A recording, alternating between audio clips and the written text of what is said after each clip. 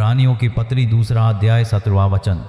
इस कारण उसको चाहिए था कि सब बातों में अपने भाइयों के समान बने, जिससे वह उन बातों में जो परमेश्वर से संबंध रखती है एक दयालु और विश्वास योग्य महायाजक बने, ताकि लोगों के पापों के लिए प्रायश्चित करे।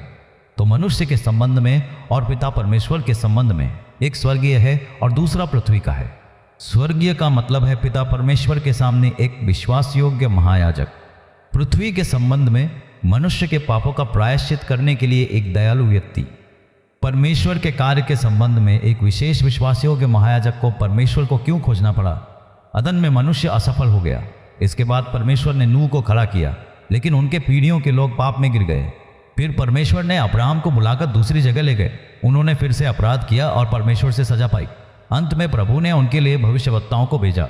जब भी भविष्यवक्ताओं की आवाज़ सुनते तो लोगों में मन फिराव होता, लेकिन बाद में वे फिर से परमेश्वर के विरुद्ध हो जाते।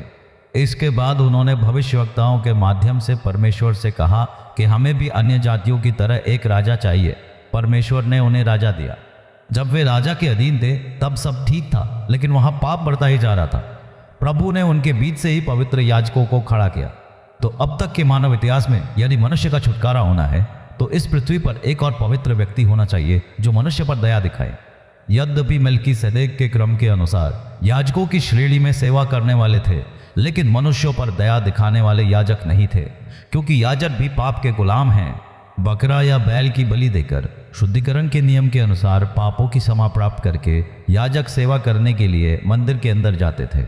लेकिन सेवा पूरी करके जब वे मंदिर से बाहर जाते तो फिर से सेवा करने के लिए मंदिर में प्रवेश करने हेतु उन्हें दोबारा बलिदान चढ़ाना पड़ता था। इस प्रकार याजक लगातार बलिदान चढ़ाते रहते थे।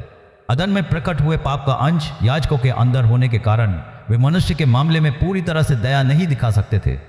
पृथ्वी पर मनुष्य पर दया दिखाने वाला महायाजक ही परमेश्वर के कार्य में विश्वासयोग्य महायाजक बन सकता है।